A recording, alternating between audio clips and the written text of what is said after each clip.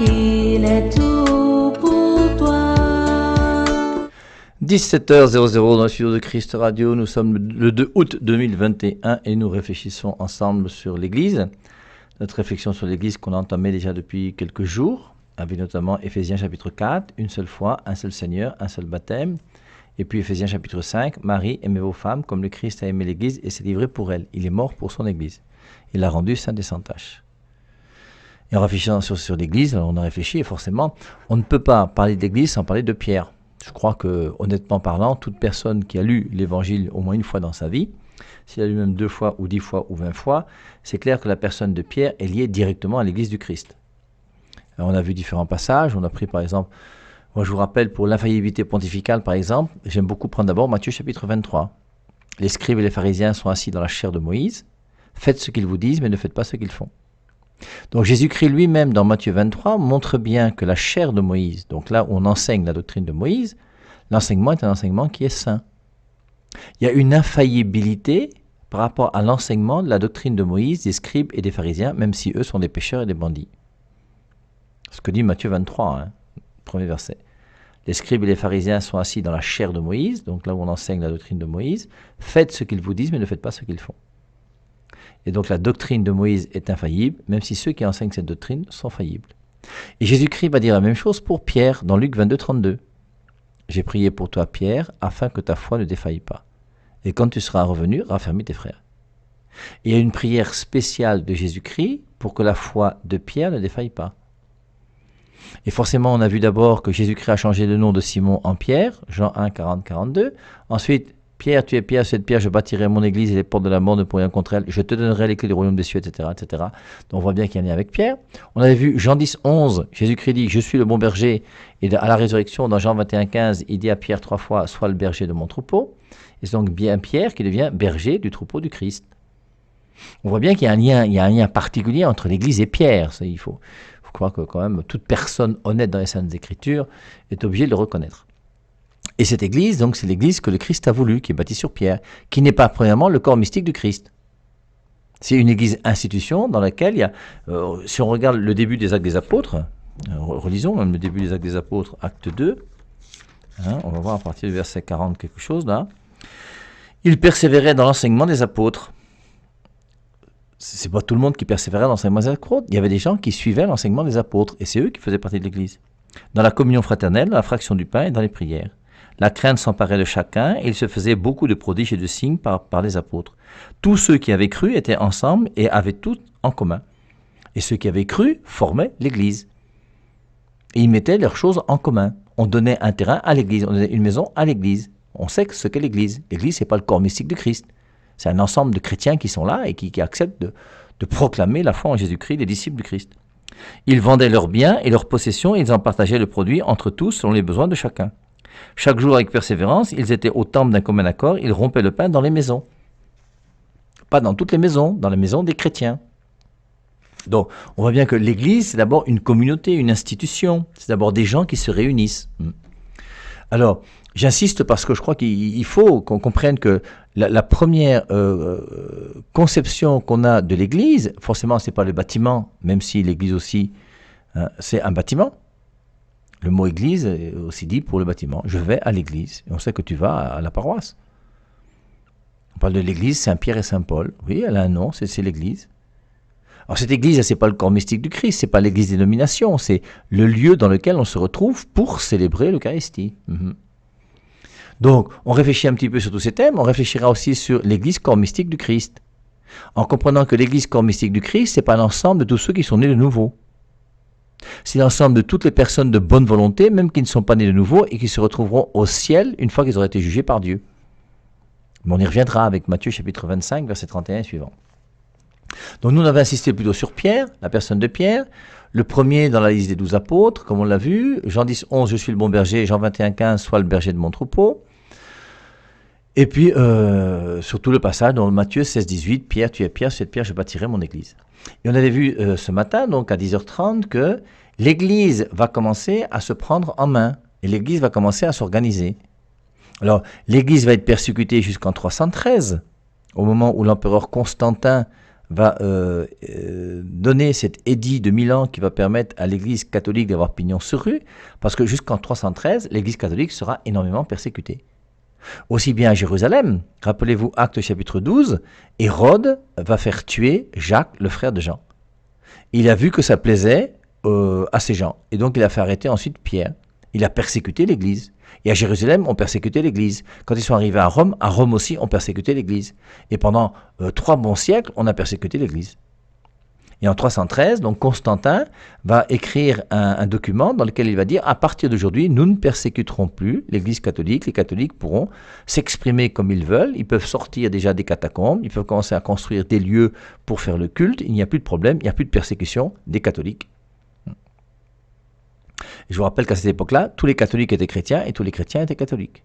Il y avait une seule foi, comme dit Éphésiens chapitre 4. Un seul Seigneur, une seule foi, un seul baptême. Il y avait une seule Église. Et donc, on avait vu que c'est pas avec Constantin que l'Église catholique est née, mais avant, en 110 après Jésus-Christ, où saint Ignace d'Antioche dit là où l'Église catholique, là est le Christ. Bon, je ne reviens pas sur ça. Et on avait insisté donc ce matin sur le concile de Jérusalem. Alors, je crois que c'est important le concile de Jérusalem. Parce que le concile de Jérusalem, c'est là où on voit que l'Église va commencer donc à se prendre en main. L'Église, dès Acte 15, elle va continuer à suivre après 313, après l'édit de Constantin. Et on nous montre déjà dans les Saintes Écritures comment l'Église s'organise. L'Église s'organise comment? Il y a un problème dans l'Église. Maintenant qu'il y a un problème dans l'Église, qu'est-ce qu'on fait? Quelle est la solution qu'on va trouver? Est-ce qu'on va lire la Bible? Est-ce que chacun va l'interpréter comme il peut? Est-ce qu'on va dire Esprit Saint vient? Est-ce qu'on va parler en langue pour trouver la solution? Mais ce n'est pas comme ça que les Écritures nous proposent la solution. Et à l'époque donc de Actes chapitre 15, le concile de Jérusalem, qui va se passer en 49 après Jésus-Christ, à cette époque-là, il n'y a même pas de Bible sur la terre. Il y a juste l'Ancien Testament qu'on appelle donc la Septante, qui a 46 livres. Et c'est la Septante, donc on trouve... avec les chrétiens de Bérée dans Actes 17-11, les chrétiens de Bérée vérifiaient dans les Écritures si ce que Paul disait était vrai, ils vérifiaient dans, non pas la Bible que nous avons aujourd'hui, la Vulgate, ou bien la traduction de la Vulgate, mais dans les 46 livres de l'Ancien Testament qu'on appelle la Septante. Alors, on a donc le problème dans l'Église, on l'a vu en lisant un petit peu Acte 15, et on a vu donc qu'il y a un courant dans l'Église qui est un courant judaïsant, c'est-à-dire que les gens veulent, tout en étant chrétiens, rester très attachés aux traditions juives. On va retrouver ça, par exemple, dans la sensibilité adventiste. Je ne sais pas si les adventistes qui m'écoutent seraient d'accord, mais nous, de l'extérieur, en tout cas en tant que catholiques, on a l'impression que les adventistes sont quand même un petit peu dans l'Ancien Testament, avec leur histoire du sabbat. Ils continuent à vivre du sabbat comme les juifs, le samedi. Jean 5, 18, les juifs cherchaient à tuer Jésus, non seulement parce qu'il violait le sabbat, mais parce qu'il appelait Dieu Père, se faisant ainsi l'égal de Dieu. Les Juifs cherchaient à tuer Jésus parce qu'il a une nouvelle manière de vivre du sabbat. Et le sabbat des Juifs n'est pas le sabbat des chrétiens. Or, les adventistes sont restés quand même un petit peu dans le sabbat ancien. Pareil pour les aliments impurs. Lévitique 11, ne mange pas le porc. Donc, et il continue avec le baptême de Jean-Baptiste. C'est encore toujours un peu l'Ancien Testament, par immersion totale dans l'eau.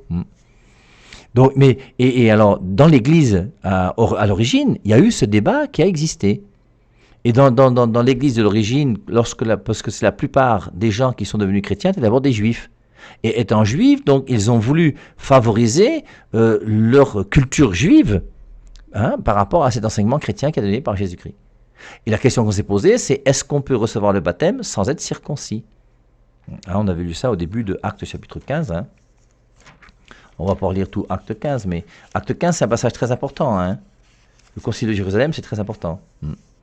Alors, on voit le débat, Acte 15, quelques hommes venus de la Judée enseignaient les frères et disaient « Si vous ne vous faites pas circoncire selon la coutume de Moïse, vous ne pouvez être sauvés. » Et donc, comme les gens étaient juifs, ils n'ont pas voulu abandonner tout de suite tout ce qui regarde la religion juive pour entrer pleinement dans la religion chrétienne.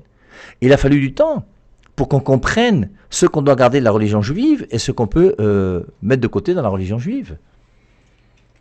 Parce que la religion juive, c'est quand même la religion révélée. C'est Dieu qui parle à Moïse. C'est Dieu qui a fait alliance avec Abraham. Dans Genèse chapitre 17, c'est la circoncision. Si tu n'es pas circoncis, c'est grave. Et l'Église va comprendre, on avait parlé un petit peu rapidement de l'histoire de Corneille, Pierre va se retrouver chez un païen, qui est quand même croyant, il croit quand même en Dieu, mais il est païen, il n'est pas chrétien, il n'est pas juif. Et il va se trouver chez Corneille et il va s'apercevoir qu'en prêchant à Corneille, ils reçoivent l'Esprit Saint comme les autres. Ils parlent en langue, ils sont déjà sous la coupe de l'Esprit Saint. Et donc, il va comprendre que ce n'est pas la peine de les faire circoncire, on peut leur donner le baptême directement. Et donner le baptême directement à Corneille sans qu'ils soient circoncis. Et Pierre donc sera un défenseur, comme Paul, du fait que nous pouvons être chrétiens sans judaïser. Et c'est le concile de Jérusalem qui va trancher ça. Alors au concile de Jérusalem, il y a Pierre qui va prendre la parole, ensuite il y a Jacques qui va prendre la parole, et puis à la fin donc, alors il parut bon aux apôtres et aux anciens, ainsi qu'à l'église entière, de choisir parmi eux et d'envoyer à Antioche avec Paul et Barnabas, Jude appelé Barsabas et Silas, hommes estimés parmi les frères. Donc je crois que le concile de Jérusalem c'est très important. Je vous rappelle, c'est pas Jésus-Christ qui a initié le concile de Jérusalem. On a vu que c'est pas Jésus-Christ qui a demandé qu'on nomme quelqu'un d'autre à la place de Judas. C'est Pierre qui s'est levé et qui a dit. Au chapitre 6, on a vu que c'est les 12 qui vont faire une réunion pour qu'on instaure les diacres. Ça ne vient pas directement de Jésus-Christ. Le concile, là, c'est eux. Paul et Barnabas ont une discussion vive avec des gens, on ne sait plus trop ce qu'il faut penser, on ne sait plus à qui il faut donner raison. Qu'est-ce qu'on leur demande? Allez voir les apôtres, allez à Jérusalem, et là-bas vous allez trancher le problème, vous allez nous dire ce qu'il faut penser. Il y a une autorité dans l'Église. Et l'autorité de l'Église existe. C'est premièrement Pierre, et c'est en plus le concile. Et lors du concile, on va voir qu'on va prendre des directives. Parce qu'il y a une discussion qui est réelle. Je prends dans Actes chapitre 15, verset 14, c'est Jacques qui prend la parole, l'évêque de Jérusalem. « Frères, écoutez-moi. Simon a raconté comment pour la première fois Dieu est intervenu pour prendre parmi les nations un peuple consacré à son nom, et les paroles des prophètes s'accordent avec cela. C'est pourquoi je juge bon de ne pas créer de difficultés à ceux des païens qui se convertissent à Dieu, mais de leur écrire qu'ils s'abstiennent des souillures des idoles, de la conduite des animaux étouffés et du sang. » Donc ils vont discuter ensemble, ils vont essayer de trouver un compromis pour que tout se passe bien. Et donc, ensuite, qu'est-ce qu'ils vont faire? Ils vont écrire une lettre à l'Église. Nous avons appris que quelques-uns de chez nous, auxquels nous n'avions donné aucun ordre, je suis au verset 24 dans Acte 15, nous avons appris que quelques-uns de chez nous, auxquels nous avions donné aucun ordre, vous ont troublés par leur discours et ont inquiété vos âmes. Il nous a paru bon, après nous être mis d'accord, de choisir des hommes et de vous les envoyer avec nos bien-aimés Barnabas et Paul, eux qui ont exposé leur vie pour le nom de notre Seigneur Jésus-Christ. Nous avons donc envoyé Jude et Silas, qui vous apporteront de vive voix le même message. Car il a paru bon au Saint-Esprit et à nous, alors Acte 15, 28, je vous ai dit, il faut souligner ce passage, lors du concile, l'Esprit Saint est présent. C'est pas moi qui le dis, ce sont les Saintes Écritures. Les Saintes Écritures nous font comprendre que lorsqu'il y a un concile, l'Esprit Saint est présent. C'était vrai pour le concile de Jérusalem, et c'est vrai pour tous les autres conciles qui ont suivi. Après le concile de Jérusalem, l'autre concile qui aura lieu après Acte 15, c'est le concile après que Constantin ait donné la possibilité à l'Église d'avoir pignon sur rue en 313. Eh bien, en 321, il y aura un concile. Premier concile, Acte 15. Deuxième concile, 321, le concile de Nicée. Et l'Église va se réunir au concile de Nicée pour réfléchir et pour discuter. Parce que depuis que le Christ est mort en l'an 33 jusqu'en 321, eh bien, l'Église se cachait dans les catacombes, était persécutée, et il y a des gens qui ont commencé à enseigner des choses sur Jésus-Christ. Certains disaient qu'il est Dieu, d'autres disaient qu'il n'est pas Dieu, d'autres disaient qu'il est devenu Dieu, d'autres disaient qu'il y a une seule nature, d'autres disaient qu'il y avait deux natures, d'autres disaient qu'il y avait une personne, d'autres disaient qu'il y avait deux personnes, et au bout d'un moment, on était perdu. Il va falloir que l'Église se réunisse pour savoir, on va trancher le problème comment. Et de même qu'on a tranché le problème des judaïsants dans Acte 15, on va trancher le problème de Jésus-Christ à travers Nicée et Constantinople, qui aura lieu en 385 ou 381, je crois. Et donc en 325, je crois, c'est Nicée, en 381, c'est Constantinople. Et au concile de Nicée et de Constantinople qui va suivre, on va réfléchir sur la divinité du Christ. Et on va sortir le credo de Nicée-Constantinople. Il est Dieu né de Dieu, lumière de la lumière, vrai Dieu né du vrai Dieu, engendré non pas créé, de même nature que le Père, et par lui tout a été fait. Et on va donc comprendre que Jésus-Christ est vrai Dieu comme le Père. Un peu plus tard, on va comprendre que puisque Jésus-Christ est Dieu, c'est que Marie est mère de Jésus-Christ qui est Dieu, donc Marie est mère de Dieu. Et vous avez aujourd'hui des Mbutuku, parce que je ne sais pas comment il faut s'appeler autrement que ça, qui vous disent que Marie n'est pas mère de Dieu. Alors que la Bible est même claire, c'est Luc chapitre 1. Et dans Luc au chapitre 1, lorsque Marie va voir sa cousine Élisabeth, Élisabeth fut remplie d'Esprit Saint et s'écria d'une voix forte, tu es bénie entre les femmes et le fruit de ton sein est béni. Comment m'est-il accordé que la mère de mon Seigneur, la mère de mon Seigneur, c'est bien la mère de Dieu, voilà, vienne jusqu'à moi. Donc c'est pour ça, c'est important donc d'essayer de comprendre que Jésus-Christ a voulu une église et il a donné une certaine autorité à cette église. Et l'église va se prendre en charge et en main et va se battre pour essayer de défendre la cause de l'église dans le monde dans lequel l'église va vivre. Et au concile de Jérusalem, donc, l'Esprit Saint et nous avons décidé que. Et on voit l'autorité du concile. Le concile a une réelle autorité. Et comment aujourd'hui des gens lisent la Bible et se disent chrétiens et vous ne reconnaissez pas l'autorité du concile ensuite de Nicée, de Constantinople, jusqu'au dernier concile qui est le concile Vatican II. Et s'il y a un nouveau problème dans l'Église, il y aura un concile Vatican III. Et forcément, l'Église va continuer avec ses conciles. C'est pour ça qu'il y a l'histoire des conciles.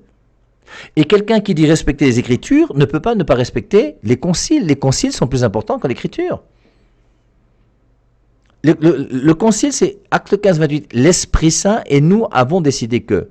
Je vous rappelle, Jean 16-13, j'ai encore beaucoup de choses à vous dire, mais vous ne pouvez pas les comprendre maintenant. L'Esprit Saint, lui, lorsqu'il viendra, vous conduira à la vérité tout entière. Comment est-ce que l'Esprit Saint va conduire les chrétiens à la vérité tout entière?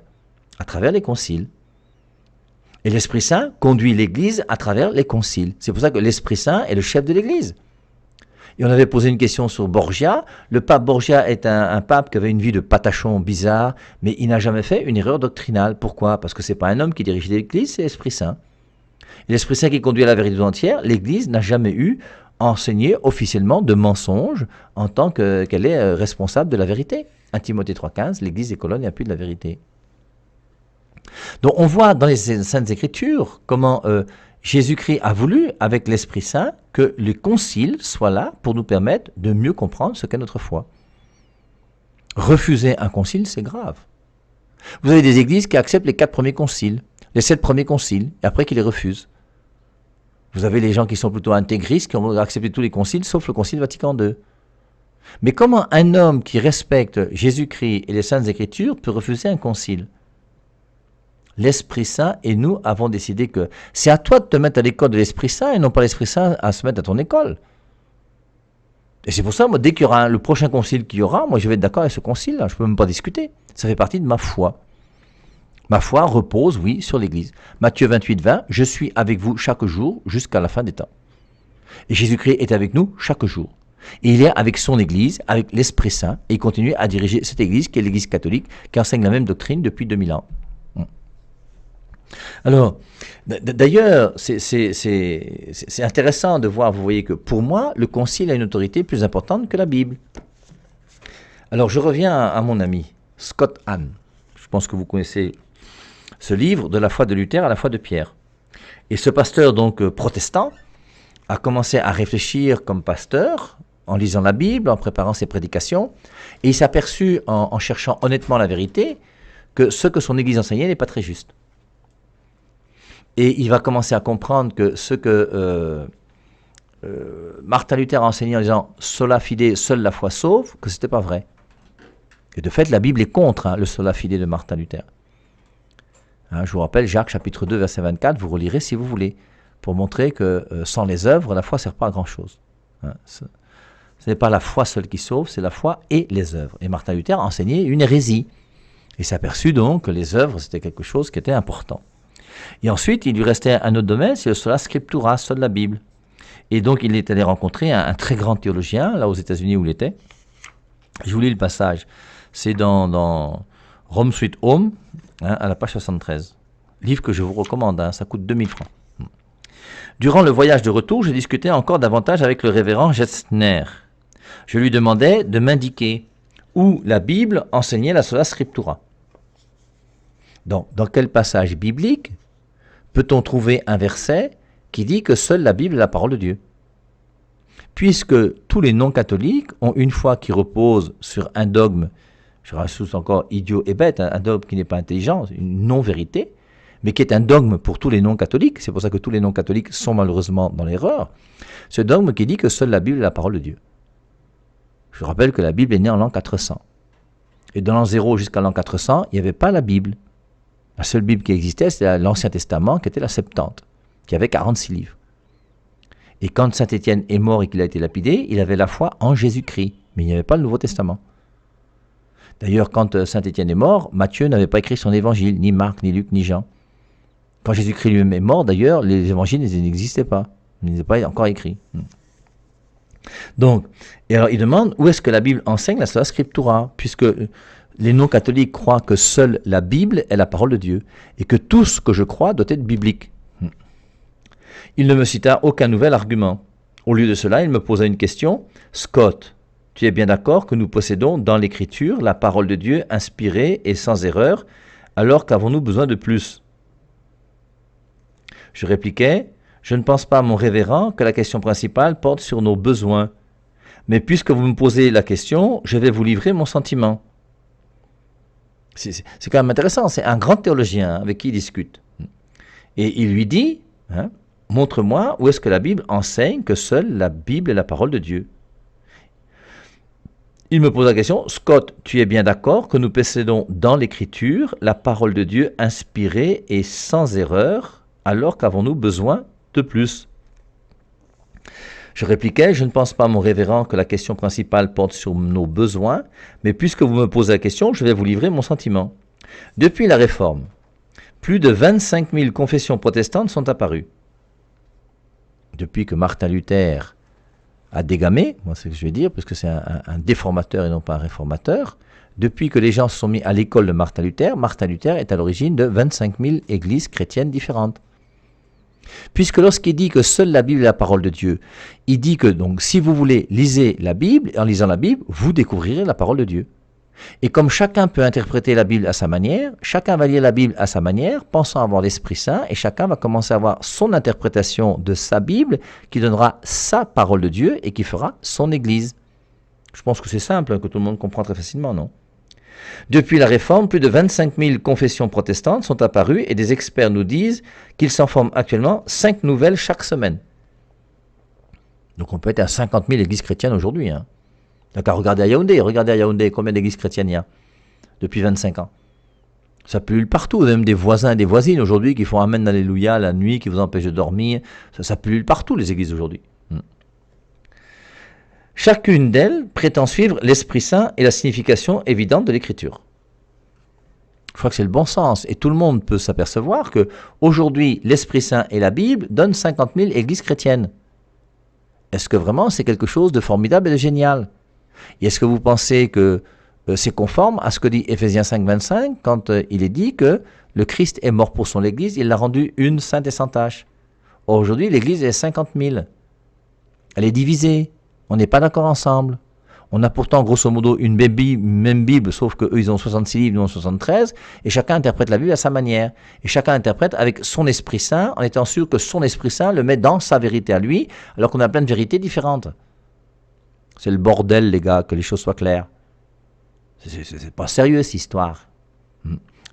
Et la division des églises n'a jamais été voulue par Jésus-Christ. Chacune d'elles prétend suivre l'Esprit Saint et la signification évidente de l'Écriture.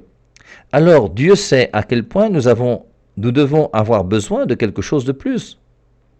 Prenons un exemple. Lorsque les fondateurs de notre pays nous ont donné la Constitution, ils ne se sont pas arrêtés là. Vous imaginez-vous où nous en serions aujourd'hui s'ils s'étaient contentés de nous donner un document, aussi bon soit-il, suivi d'une invocation du genre que l'esprit de Washington guide chacun des citoyens? L'exemple est très clair, non? Nous avons la Bible, très bien. Maintenant, on vous dit que l'Esprit Saint vous guide. Bon, très bien. Nous, maintenant, on est aux États-Unis. On vous donne un document pour légiférer les États-Unis et on vous dit, vous avez l'Esprit de Washington, débrouillez-vous maintenant. C'est pas comme ça que ça se passe. Il y a un Sénat. Il y a des gens qui se réunissent, il y a des députés. Ils vont aller, on va changer les lois, on va évoluer, on va grandir. Nous serions en pleine anarchie et c'est bien ce que nous avons, nous, protestants, en ce qui concerne l'unité ecclésiale. Et c'est pour ça que le fait d'avoir le concile, comme on l'a vu dans Acte 15, le concile permet, lorsqu'il y a une réunion, de rectifier les choses et de mettre les choses au clair. Et c'est ce que font tous les pays du monde. Et dans tous les pays du monde, il peut y avoir une constitution, l'esprit du pays si vous voulez, mais il y a ensuite le Sénat, les députés, les lois et toutes ces choses. Et quelque part, le concile dans l'Église catholique fait quand même un contrepoids uniquement à cette histoire de Bible et d'Esprit Saint, qui forcément, la Bible et l'Esprit Saint donne 50 000 églises chrétiennes. Donc c'est quand même bizarre. Nous serions en pleine anarchie et c'est bien ce que nous avons, nous, protestants, en ce qui concerne l'unité ecclésiale. Au contraire, les fondateurs de notre patrie nous ont donné quelque chose de plus que la Constitution. Ils nous ont donné un gouvernement composé d'un président, d'un congrès et d'une Cour suprême. Tous sont nécessaires pour administrer et interpréter la Constitution. Si cela suffit tout juste au gouvernement d'un pays comme le nôtre, imaginez ce qu'il faut pour gouverner une église à la dimension du monde entier. Alors Jésus-Christ n'est quand même pas plus bête que la Constitution des États-Unis. Il a prévu tout ça. C'est pourquoi, mon révérend, j'en viens personnellement à penser que le Christ ne nous a pas seulement laissé un livre et son esprit. En fait, dans aucun évangile, il ne demande à ses apôtres d'écrire.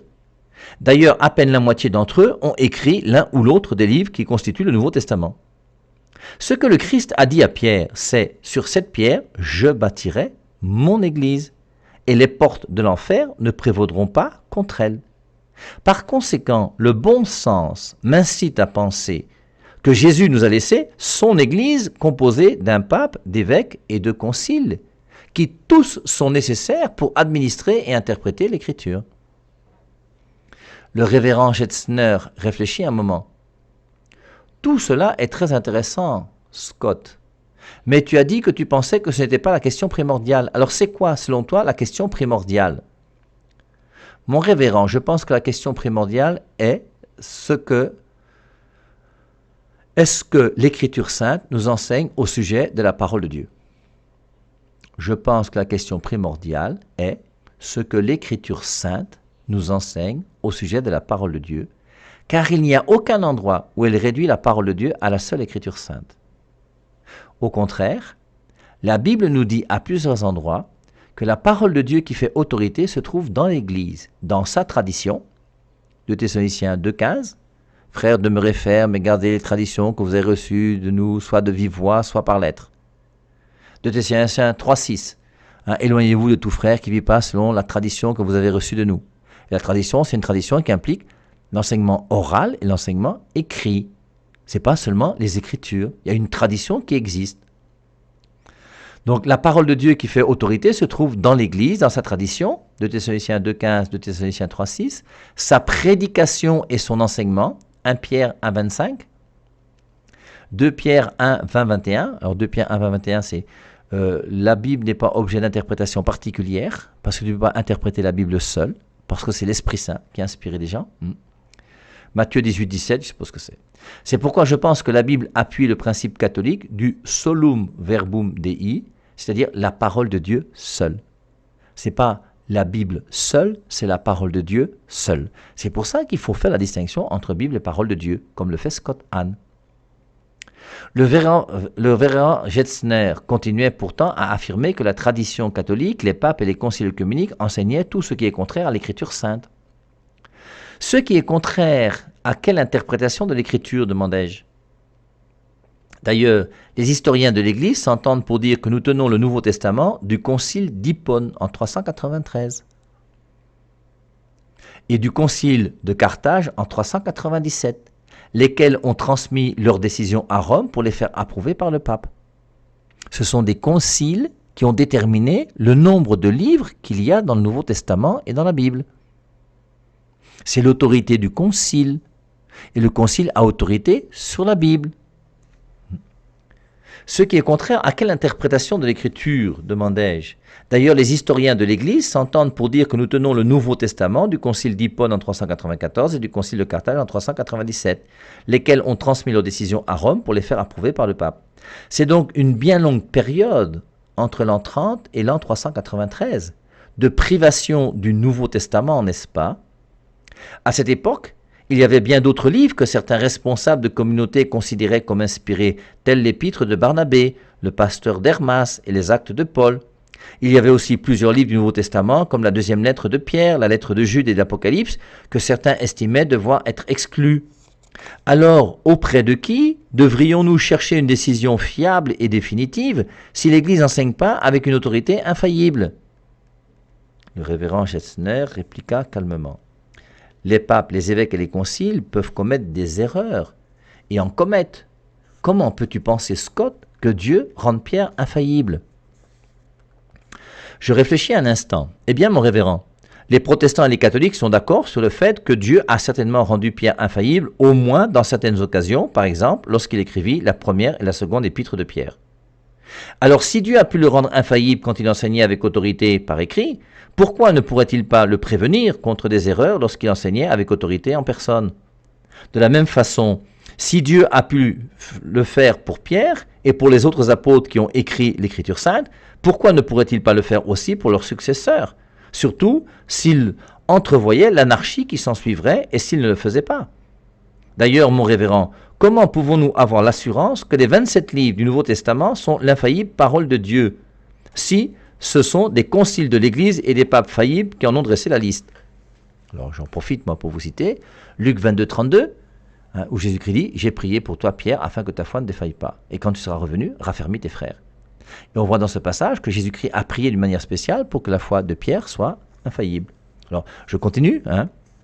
Je n'oublierai jamais sa réponse. Alors, la question qu'il a posée, « D'ailleurs, mon révérend, comment pouvons-nous avoir l'assurance que les 27 livres du Nouveau Testament sont l'infaillible parole de Dieu, si ce sont des conciles de l'Église et des papes faillibles qui en ont dressé la liste ?»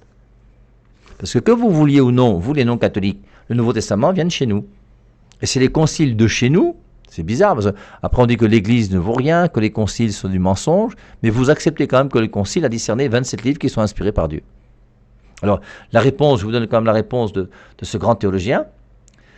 Scott, cela signifie seulement que tout ce que nous pouvons détenir aujourd'hui, c'est un ensemble faillible de documents infaillibles.